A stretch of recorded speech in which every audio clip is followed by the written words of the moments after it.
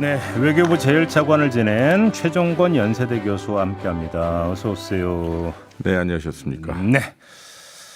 자, 오늘은 본론으로 좀 바로 들어가죠. 여쭤볼 게 크게 두 가지가 있는데 첫째, 이거부터 좀 여쭤보겠습니다. 김건 한반도 평화교섭본부장이 국민의힘에 입당을 했습니다. 예, 바로죠. 휴지기가 없는 상태에서 예, 의원 면직이 된 직후에 네. 바로 입당을 했더라고요. 어떻게 평가를 하세요? 예, 일단 팩트 몇 가지 말씀드려야 될 것 같네요. 예. 그날이 2월 29일이었다라고 하고요. 국민의힘에서는 4월 10일 총선 인재 영업식을 개최했는데 그때 저도 신문에 나온 사진을 보고 깜짝 놀랐어요. 왜 저 양반이 빨간 잠바를 입고 있지? 왜요? 왜냐하면 어저께까지는 외교관이었고 고위공직자였는데 전례가 없이 현직이 끝나자마자 네.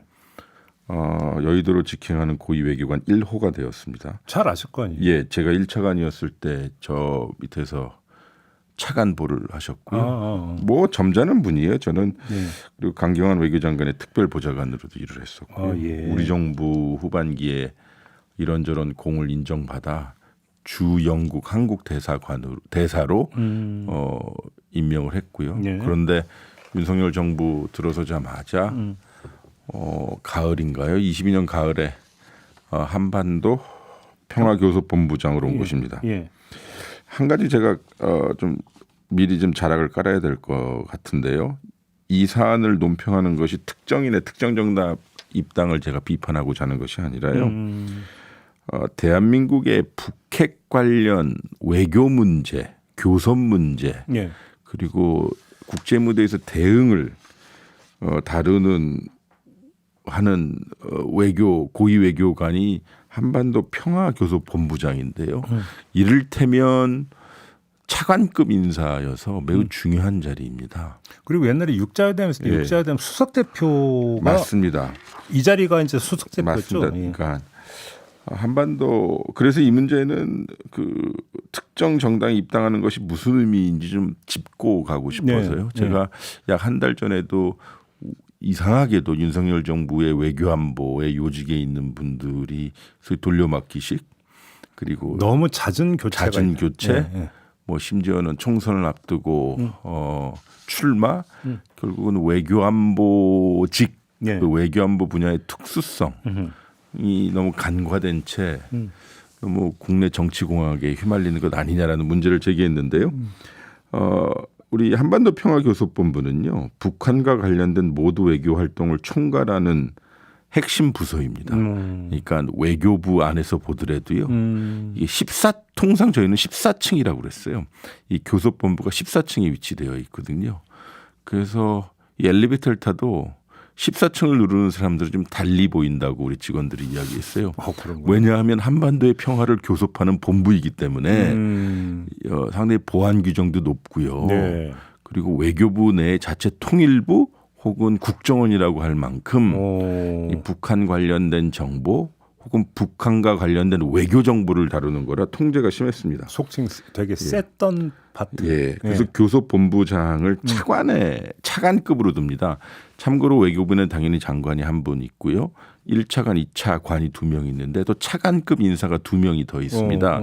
국립외교원장이 차관급 인사고요. 한반도 평화교섭본부장이 또 다른 차관급 인사라 사실상의 의전 예우는 뭐 차관인과 비슷합니다. 뭐 방을 주건 따로 뭐 좋은 집무실을 주고 차량을 제공하고 등등 뭐 있죠. 그래서 본부장 외교부 내 서열 5위 정도 될까요? 4위 내지 5위요. 그리고 본부는 2개 단이 있어요. 북핵 기획단 그리고 평화 기획단입니다. 북핵 기획단은 주로 북한의 핵 문제를 다루는 곳이고 평화 기획단은 제재와 그다음에 평화 체제, 뭐 종전선언 다루는 거라 당장의 현안을 다루는 부서와 그리고 우리 미래 한반도 질서를 설계하는 곳입니다. 그래서 매우 중요한 곳이고요. 아까 말씀드린 것처럼 직원들이 선망하는 자리입니다. 여기 예전에 일단 이런 거 있었죠. 외교부는 북미국, 그래서 미국을 다룬 지역국 꽃이야 그랬잖아요. 네. 이제 평화교섭본부가 생긴 노무현 정부 이후에는 평화교섭본부에 있으면 뭐 좀 과장 조금 더 더해서요. 자기의 외교관 생활에 고속도로가 열린다. 속칭 로얄 코스군요. 네. 그래서 우리가 이야기하는 분들이 있잖아요. 뭐 조태영 현 국정원장, 그리고 김홍균 외교 1차관, 뭐 여러 사람들이 그 한반도 평화교섭본부장을 했습니다. 이게 어쨌든 김건 씨의 그 국민의힘 전격 입당은 전례가 없던 일입니다. 물론 고위 공무원, 고위 외교관들이 여러 공당에 입당을 한 케이스가 있습니다. 아니 예를 들어서 어제까지 장관하다가 입당한 경우 되게 여러 건도 있고 예. 차관도 있고. 네. 근데 이게 좀 경우가 다르다 이렇게 보시는 거예요? 왜냐하면 네. 송민순 외교 전 장관도 열린우리당에 입당을 했었고요. 정의용 전 장관도 열린우리당, 뭐 민주당 뭐 등등 했고요. 이수혁 전 주미대사도 그랬고요. 지금 조태영 현 국정원장 등의 정당의 전국구 비례의원을 역임했습니다. 네. 이거는 매우 바람직한 것입니다. 어떻게 보면 예. 비례의원의 특성이라는 것이 각 분야의 전문성, 그렇죠. 그리고 외교 관계와 여의도를 연결해주는 브릿지 역할을 하는 것인데요. 근데 이분들은 자신들의 업무에 공백을 초래하지 않았습니다. 즉 현직을 마무리하고 휴직기를 뒀다가 휴직기를 간다? 뒀다. 그리고 무엇보다도요 시그널이 중요한데 외교 공무원으로서 자기 외교하는 일, 외교 업무의 중립성이 훼손되지 않기 위해서 나름 의식했다는 거예요. 어제까지 북핵 문제를 다뤘던 사람이 갑자기 총선 기간에 정당에 비례의원이 될 수 있는 길을 간다면 외교 안보의 소위 초당적이라고 하는 국민적 합의와 국민적 윤리를 좀 저버리는 것이죠. 즉 초당파적 외교 명분을 지키고자 했던 사람들인데 일종의 직업 윤리입니다. 그래요. 그래서 이게 이제 언론인 네. 나에게 이제 하는 이야기 제가 비슷한 거예요. 다른 직종에 대해서 말씀드릴 수는 없지만 예. 제가 여기서 문제 제기했던 이유는 언론이 이야기하지 않는다고 해서 그것은 문제가 아닌 것입니다. 별로 언론의 문제 제기가 별로 없었죠. 예. 그러니까 외교의 최전방이라고 하는 북한 관련된 업무를 다뤘던 외교관이 오늘 아침까지 근무를하고 오후에 입당을 한다? 그것은 마치 최전방을 지키던 사단장이 자기 전역하자마자 바로 입당을 한다? 그런 것 같아요. 그러니까 근데 이제 특히나 최근에 어떤 북한 동태나 남북 관계를 보면 예를 들어서 뭐 이제 뭐 국경선을 설정한다느니 대한민국 것들이라고 표현을 한다더니 대남 어떤 기구를 축소한다든지 여러 가지 지금 그 의미를 그러니까 해석을 해야 되는 여러 가지 징후들이 나타나고 있는 상황에서 그렇죠. 특히나 그걸 총 컨트롤 해야 되는 그러니까 위치에 있는 사람이 바로 정치권으로 갔다. 이 점을 제기를 하시는 거네요. 맞습니다. 국민들에게는 북한의 핵도발을 언급하면서까지 혹은 국제사회에서는 한반도의 전쟁 위기설이 퍼지고 있는 이 즈음 게다가 지난 주말부터 한미연합훈련이 시작되고 있고 북한의 이런저런 언사적 도발이 있는 상황에서 즉 군사적 안정도가 매우 취약한 시기에 외교적 노력이 더 부각되어야 되는 상황에 어떻게 이런 일이 발생할 수 있는지 모르겠어요. 또 간다고 하는 인물, 간다고 하는 사람의 직업윤리의 문제점을 제기할 수 있지만 또 이를 받아들이는 소위 여당은 어떠한 안보 의식을 가지고 있느냐. 좀 문제 제기를 하는 거죠. 국민들에게는 북한이 이번 봄에 도발 위협이 있다라고 하는데 한국 정부의 우리 정부의 북한 관련 외교를 다룬 실무 총책이 선거를 위해 자기 직장을 평생 일했던 직장을 두고 간다. 근데 또 이거는 제가 보통 국내 정치에 잘 코멘트는 하지 않지만 그래서 기자들도 질문을 했던 모양입니다. 한동훈 비대위 위원장한테 이거 부적절한 거 아니에요라고 질문을 하니까요. 아니 검사가 현직 신분을 유지하고 넘어오는 건 문제가 될 수 있다. 그러나 북한이 우리 선거에서 얼마나 영향을 미쳤겠느냐. 미치지 않았다라는 식의 발언을 해서요. 별일 아닌 것처럼 넘어갔어요. 근데 저도 뭐 학교 선생하다가 5년 밖에 외교안보 영역에 실무를 했었지만 제일 중요한 일이 자리 지키는 거더라고요. 그 어떤 뜻이에요? 그러니까 어떤 일이 발생하면 어떡하지를 대비하는 일, 그리고 초동 조치를 하는 일, 그리고 위기 관리를 하는 일들은 자기 자리를 지키는 거거든요. 본분에 충실한 것. 사전에 조치를 취해놓고 대응하기 위해 자리를 지키는 일인데 이게 외교안보의 가장 기초적인 일입니다. 물론 아무 일이 없이 지나가면 가장 좋은 건데 예. 만약에 무슨 상황이 발생했을 때 우리는 지금 한반도 평화교섭본부장이 지금 부재 상황이라는 거죠. 근데 한번 그러면 이런 질문은 성립이 안 됩니까? 알겠는데 네. 그래도 용산에 국가안보실이 있고 네. 국정원도 있고 네. 있지 않느냐? 네. 이렇게 만약에 답변이 나온다면 그러면 외교부가 왜 있죠? 그 외교부의 평화교섭본부는 왜 있죠? 그러니까요. 그거는 우리나라의 그 법령 체계와 그리고 각 부처 중심의 그 일을 추진해야 한다라고 하는 내각 중심 혹은 뭐 그런 것들을 어기는 것 같고요. 글쎄요, 모르겠어요.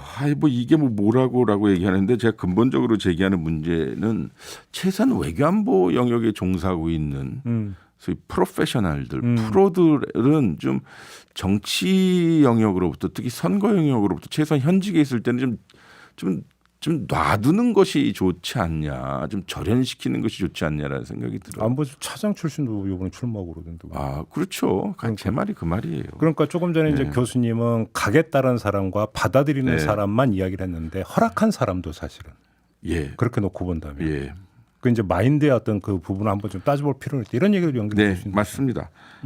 그러면서 늘 자기 보수들은 외교안보에 최선을 다하고 잘하는 거라고 하는데 이러한 일들이 어떻게 벌어질 수 있는지 모르겠고요. 네. 마지막으로 좀 기록상 남기고 싶은 말이 있어서요. 이거는 외교 조직 차원에서 좋지 않은 선례를 구성한다고 생각합니다. 물론 전례 없이 공당에 입당한 문제도 있지만요. 의원면직 직후에. 한반도 평화교섭본부는 국내적으로 위기의 상황에 놓여 있다라는 이야기들이 여기저기서 들립니다. 뭐냐 하면 집권 여당에서는 특히 지난번 그 국정감사에서요. 아니 뭐 평화교섭도 안 이루어지고 북한이 저렇게 난리치고 있고 지금 외교의 길은 보이지 않는데 무슨 평화교섭본부냐라고 하면서 이건 조직의 낭비다. 좀 조직을 좀 바꿔라 혹은 축소해라 혹은 뭐 여러 가지 개조해라라고 하는 말이 있었던 모양이에요. 여당으로부터. 그런데 평화교섭본부를 지켜야 될 수장이 먼저 여의도로 갔다. 알겠습니다. 젊은 외교관들한테 어떤 시그널을 줄지 모르겠습니다. 근데 이게 참 그런 것 같아요. 이제 언론계에서도 아주 해묵은 어떤 그 문제가 어제까지 취재 보도 활동을 하다가 오늘 갑자기 그러니까 당적을 가지면서 출마를 선언한다. 이른바 폴리널 리스트 이야기를 해요. 근데 이게 이제 사례가 하나, 둘, 열, 스물 이렇게 막 누적이 되다 보니까 이제는 그냥 만성이 돼가지고 그러려니 하는 거죠. 그러니까 그러려니 이제 더 이상 그러니까 지적하는 것이 입이 아프다 뭐 이런 거 있잖아요. 근데 조금 각도가 다른 게요. 우리 뭐 외교 안보 이야기하면서 늘 국익을 이야기하잖아요. 국익을 이야기하고 국익에서의 정당성을 이야기했던 사람이 선거를 앞두고 특정 당으로 간다 그러면 그러면 국익이 뭐야라는 근본적인 질문을 할 뿐더러 그러면서 초당적 협력을 이야기하지 말든지. 초당적 협력을 얘기한다. 이건 조금 짚어가야 되는 문제죠.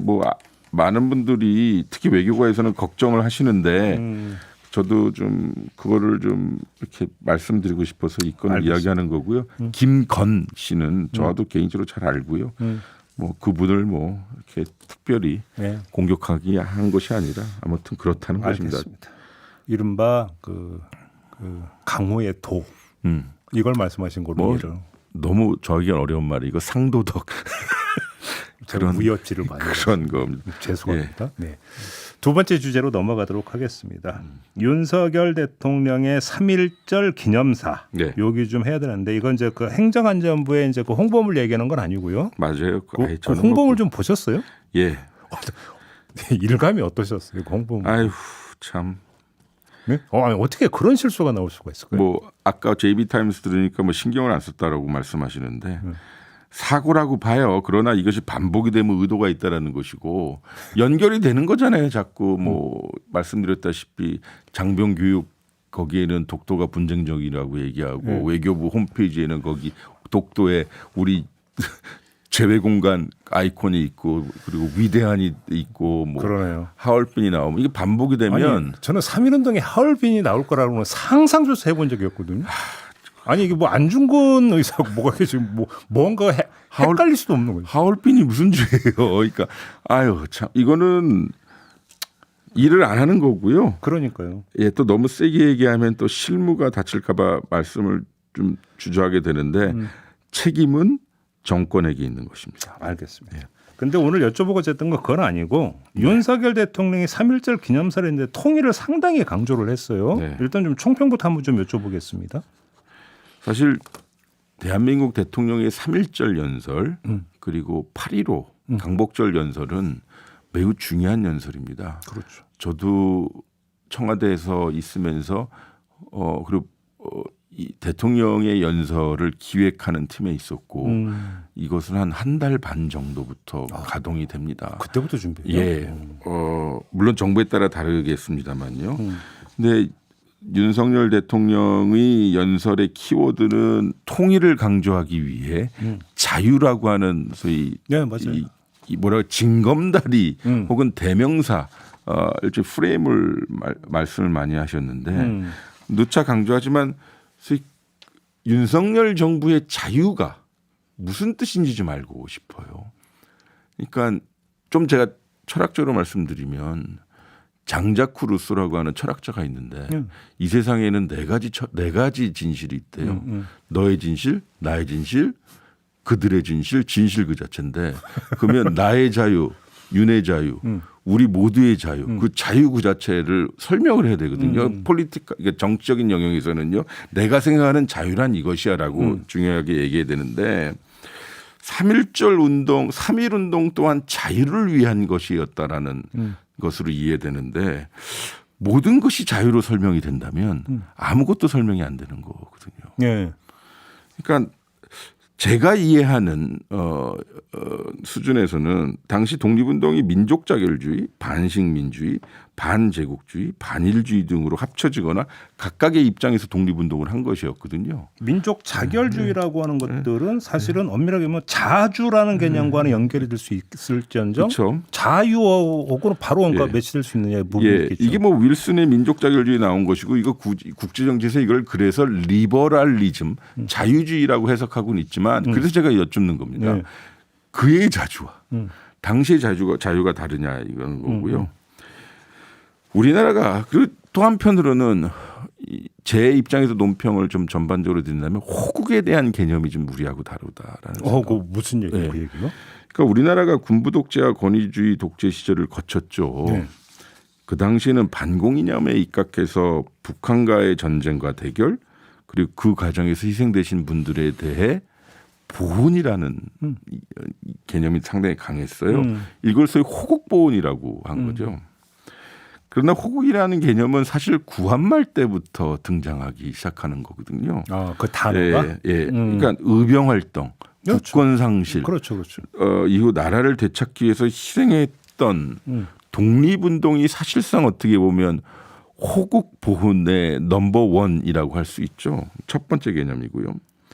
그리고 이게 시대상에 따라서 그 호국 개념이 바뀌어요. 말씀드렸다시피 독재 시대 때는 이 보훈 개념은 그러니까 소위 반공 개념의 이른바 이제 그죠. 보훈이었다는 것인데 뭐 굳이 개인의 입장에서 보면 민주주의 국가이니까요. 자유로운 개인의 입장에서 보면 개인의 희생이나 헌신의 정도로 보자면 가장 큰 그리고 가장 힘들었던 호국은 저는 독립운동이라고 생각을 해요. 네. 왜냐하면 나라가 없었잖아요. 그렇죠. 국권이 상실되어 있고요. 뭐 어떤 누구로부터 지원을 못 받았잖아요.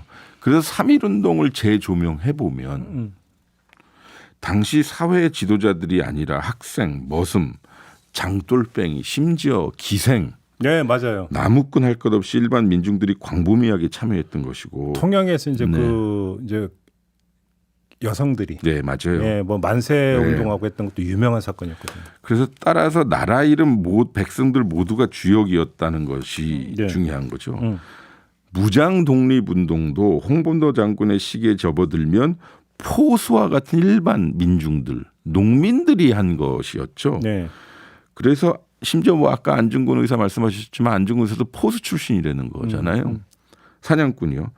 근데 어제 윤석열 대통령의 독립은 3.1절 기념사는 그 냉전 시대로 약간 회귀하는 듯해서 국가 중심의 호국, 국가 중심의 보훈, 그리고 선각자라는 용어를 사용하시면서 외부에서 외교 활동했던 사람들, 문화 활동했던 사람도 중요하다라고 얘기했는데 예. 그동안 독립운동 그리고 호국의 개념에서 보면 민중과 국민들이 결여되었다는 것이 약간 좀 저로서는 좀 다르더라고요. 예. 그래서 당시 독립운동이 국민주권의 민주공화국을 건립하기 위한 운동으로 오늘날 우리 대한민국의 뿌리라고 했고 그래서 그것이 우리 그 헌법 전문에도 담겨 있는데 그 그렇죠. 비슷한 것이 그렇죠. 이것을 자유라는 하나의 단어로 환원해서 말하면 어떻게 되는 것인가. 그리고 그 끝이 남북 통일을 지향한다? 예. 라고 하면 저는 좀 논리적 귀결상 좀 뻑뻑하더라고요. 뭐 혹자는 이게 너무 흡수 통일을 이야기하는 것 아니냐. 그리고 지금 남북 관계가 지금 매우 안 좋고 예. 그러는데 갑자기 통일이라는 이야기가 나오게 되면 좀 어색하다라는 생각이 들어요. 근데 통일을 강조한 거 어찌 보면 당일론 차원에서 강조한 거로 이해할 여지는 없습니까? 그러면 어떻게 통일하겠다는 말씀이 좀 하셔야죠. 그렇죠. 혹은 지금 현 상황을 어떻게 타개한다든지 예. 혹은 자기 나름대로의 로드맵을 이야기해야죠. 근데 예를 들어서 북한에 대한 발언은 분명히 있었어요. 네. 뭐 이를테면 북한 정권은 오로지 핵과 미사일에 의존하면서 2,600만 북한 주민들을 도탄과 절망의 늪에 가두고 있다라고 비판하였습니다. 네. 근데 현 남북 관계를 어떻게 타개할지에 대한 방안이 언급되지 않았고 그냥 대통령으로서 최선을 다하겠다라는 말씀만 하셔서 예. 무엇을 어떻게 최선을 다하려고 하는지는 잘 모르겠고요. 남북 관계는 어떻게 설정이 되어 있습니까? 그럼 여기서. 그런 말 없어요. 그러니까 뭐 어떻게 뭐 굳이 얘기하자면 예. 분단을 이렇게 규정시켰더라고요. 독립과 동시에 북녘 땅 반쪽을 공산 전체주의에 빼앗겼고 참혹한 전쟁까지 겪어야 했다. 맞는 말씀처럼 들려요. 근데 중요한 것은 빼앗겼다라고 한 것인데 네. 그럼 누가 빼앗았냐 이거예요. 공산 독재, 공산 전체주의란 말도 좀 어색하지만 즉 독립과 동시에 우리는 남북이 38선으로 분할되었고 근데 역사적인 팩트는 이 분단은 미국과 소련이 합의한 것 아닙니까? 미국이 소련의 남하를 막기 위해서 네. 38도선을 긋자고 했고 소련이 전격적으로 합의한 것 아닙니까? 예. 빼앗겼다는 맛은 좀 그러네요. 이거는 역사계에서 좀 말씀을 많이 해주셔야 되겠지만 이게 좀 정설과 좀 다른 것 같아요. 그래요. 네. 일본에 대해서는요. 또 일본 또 얘기해요. 3주 연속인데. 저 반일주의자는 아니거든요. 3.1절 없는 네. 일본 얘기를 빼놓고 얘기할 수가 없어요. 그러니까요. 예. 일본은 가치를 공유하며 공동의 이익을 추구 협력하는 파트너로 규정했고요. 이것은 뭐 저로서는 뭐 괜찮은 것 같은데 네. 지금 한일 양국은 아픈 과거를 딛고 그래서 딛고를 좀 관심 가져주시고요. 네. 새 세상을 향해 함께 나아가고 있다라고 연설하셨습니다. 딛고에 그러니까 비추쳐야 되는 이유가 뭐예요? 아픈 과거를 극복했다는데 누가 극복했습니까? 그 아픈 과거를 자꾸 우리한테 소위 리마인드 재생시키는 건 누구인지요. 그리고 중요한 것은 3.1절과 8.15 연설에는 한일 관계를 반드시 긍정적으로 이야기해야 되는 일종의 당연한 논리를 써야 되기도 하지만 과거에 우리가 생각하는 한일 관계를 우리 스스로 규정해야 되는 파트가 반드시 있어야 됩니다. 예. 즉 가해자 일본의 성찰을 요구한다든지 책임이 있다라는 것을 명확하게 한다든지 또 우리가 어떻게 해야 된다는 것에 대한 의무가 있어야 되는데 작년과 마찬가지로 이것은 언급이 없었고요. 예. 그리고 뭐 아까 말씀드렸다시피 아픈 과거, 역사가 남긴 어려운 과제라는 어정쩡한 표현을 하긴 했는데 네. 어쨌든 새 세상이라고 표현을 하셨을 때 다시 한번 말씀드리자 어떤 새 세상인지 좀 알고 싶어요. 아픈 과거를 정말 우리가 뒤덮는지, 즉 대한민국 일제강점기에 자신의 인권이 유린된 우리 국민들의 인권과 희생, 즉 그들의 아픈 과거가 묻힌 채 일본이 요구하는 대로 또 대한민국 사법부의 판단이 한일 관계를 저해하는 것으로 치부되는 세상이 된 것은 아닌지, 그래서 가해자의 요구대로 우리의 과거가 다시 한번 2차 가해를 받는 시대가 아닌지, 또 그것이 정말 새 세상이라면 우리 국민들은 동의할 수 있을지, 또 우리 후손들은 어떻게 생각할지 2024년도를 보면요. 네. 좀 그런 생각이 좀 들어요. 너무 삐딱했나? 사실 3.1절 기념사에서 일본을 언급한 부분이 그게 없어서든 아니면 많아서든 네. 뭐든지 간에 언급한 부분이 논란이 되는 것 자체가 제가 볼 때는 좀 문제가 좀 있는 거다. 네. 그렇지 않습니까? 그래서 차라리요, 우리 초반에 말씀 나눴듯이 위대한이랄지 하얼빈이랄지 이것들이 모든 것을 다 증명해 준다는 아주 나쁜 징조죠. 네. 그러니까 아니 3.1 운동의 정신이라든지 한일 과거사 문제에 대해서는 사실은 별로 이견이 성립될 여지가 없는 네. 국민적 인식이 상당 부분이 통일되어 있는 것으로 간주돼 왔던 거잖아요. 그렇죠. 그리고 오히려 이제 그걸 확인하는 계기가 3.1절 기념사였던 거고. 근데 그게 뭐 어떤 차원이 되는지 논란이 된다라는 게 별로 바람직스럽지 않다고 보는 이유가 바로 거기에 있는 거 아니겠습니까? 예. 그러니까 거꾸로 요새 뭐 상상을 해보죠. 돌아가신 박정희 대통령이나 혹은 보수 영역의 국가적 지도자분들이 윤석열 대통령 혹은 이 정부의 대일 정책 혹은 이런저런 연설들을 보면 어떤 생각을 하실지, 그들의 연설과 견주어 보면 정말 다른 스탠스다. 네. 그러니까 뭐 굳이 영어로 얘기하면 네오콘스럽다라는 생각이 들어요. 알겠습니다. 오늘 이야기는 이 정도로 좀 마무리 좀 하는 걸로 해야 될 것 같습니다. 말씀 잘 들었습니다, 교수님. 고맙습니다. 감사합니다. 최종건 연세대 교수와 함께했고요. 저도 함께 물러가겠습니다. 고맙습니다.